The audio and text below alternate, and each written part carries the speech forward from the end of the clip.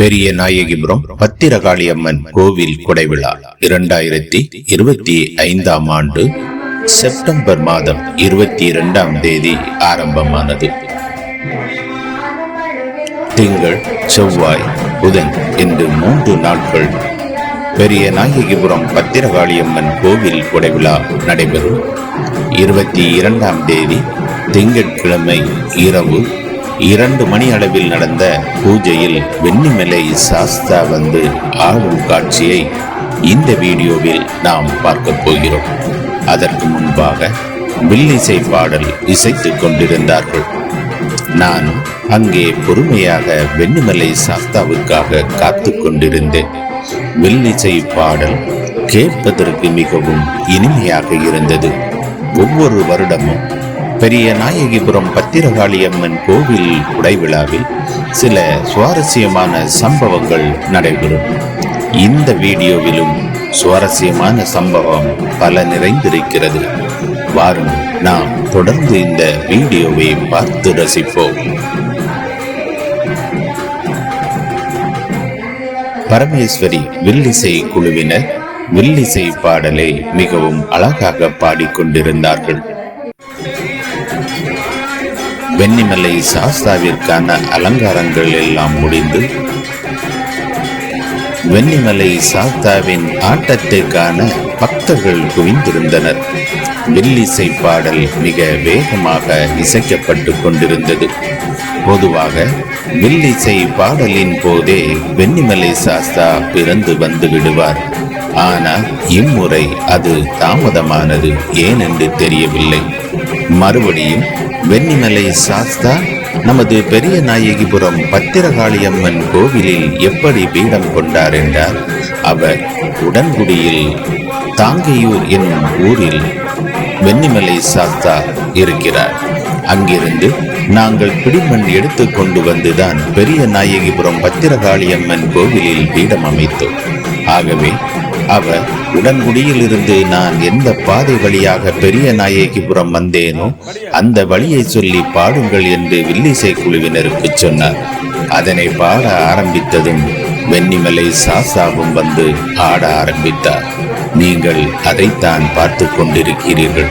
அவர் எவ்வளவு ஆவேசமாக வருகிறார் என்பதை பொறுத்திருந்து பாருங்கள்.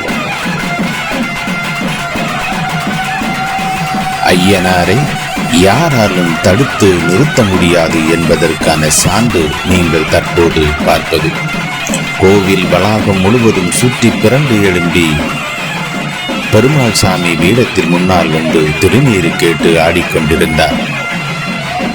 ஒவ்வொரு முறையும் வெண்ணிமலை சாஸ்தா வந்ததும் பெருமாள் பீடத்திலிருந்து திருநீர் கேட்பார்.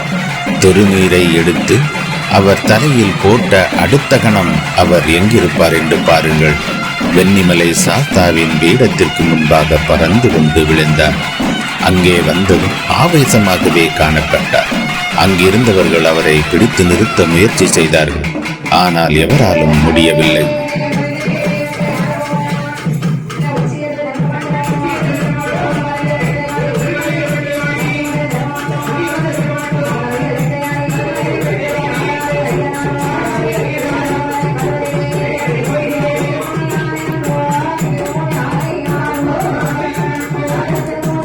வெண்ணிமலை சாஸ்தா வந்ததும் அவரது கையில் வெற்றிலை வைத்து அதில் சூடம் வைத்து ஏற்றி கொடுக்க வேண்டும். அதனை அப்படியே தன் வாயில் போட்டுவிட்டு தான் ஆட ஆரம்பிப்பார். பூசாரி கையில் வெற்றிலை வைத்து அதில் சிறு திருநீர் வைத்து அதன் மேல் சூடம் கொளுத்தி வைத்தார். பெருமாளிடமும் வேட்டிக் கொண்டு அதை அப்படியே சாப்பிட்டு விட்டு ஆட ஆரம்பித்தார் வெண்ணிமலை சாஸ்தா.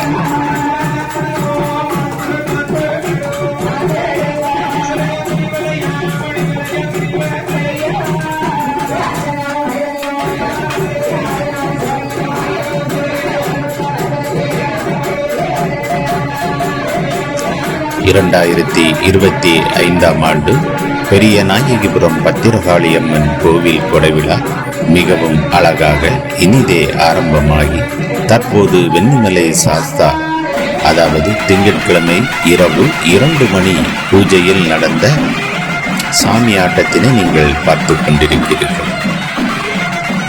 பக்தர்கள் அவருக்கு வேட்டி கட்ட முயன்றும் அது எதுவும் நடைபெறவில்லை. அவர் ஆவேசமாக சாமி ஆடிக்கொண்டே இருந்தார். இன்னும் இருக்கிறது நில சம்பவங்கள். ஏனென்றால் வெண்ணிமலை சாஸ்தா பிறந்து ஆடி அதன் பிறகு பெருமாள் சாமியாக ஆடுவார். பெருமாள் சுவாமியாக ஆடி எங்கிருக்கும் அனைத்து தெய்வங்களையும் அழைப்பார். திங்கட்கிழமை இரவு வெண்ணிமலை சாஸ்தாவிற்கான பூஜை தான்.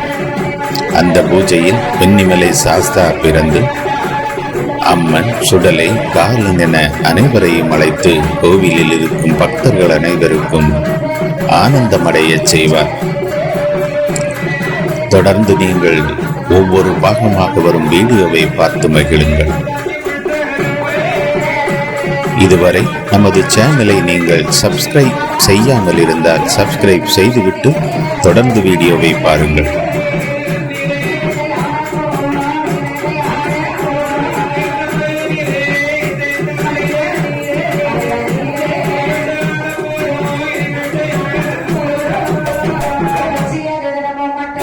பீடத்தில் இருந்த வாளை கேட்டு வாங்கி அதனை கையில் வைத்துக் கொண்டு ஆட ஆரம்பித்தார் வெண்ணிமலை சாஸ்தா.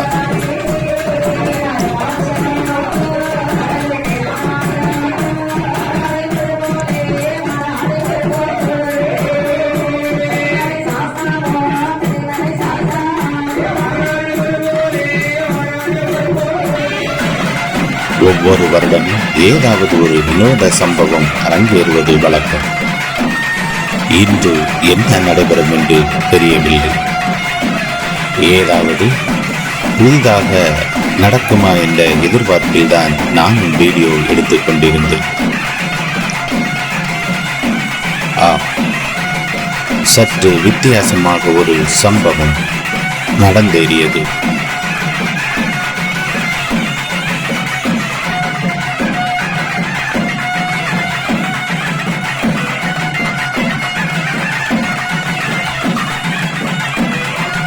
வெண்ணிமலை சாஸ்தா பீடத்தின் முன்பாக சூடம் ஏற்றப்பட்டிருந்தது.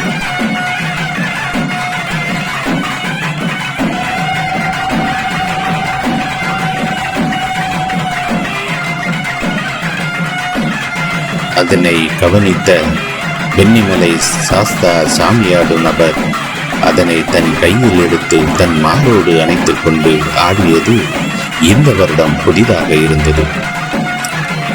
நீங்கள் தற்போது கண்கூடாக பார்ப்பீர்கள். அந்த கற்பூரம் எங்கே எரிந்து கொண்டிருக்கிறது. அவர் அதை இருக அணைக்க அது அணைந்து விட்டது.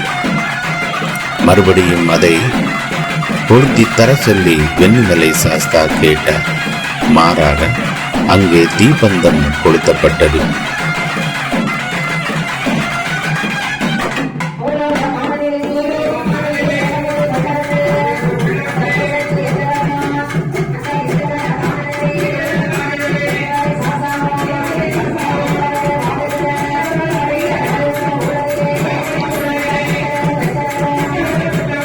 அந்த தீப்பந்தத்தையும் வாங்கி தன் மாரோடு அணைத்துக் கொண்டு வெண்ணிமலை சாஸ்தா ஆடியது இந்த வருடம் ஒரு வினோதமாக தெரிந்தது.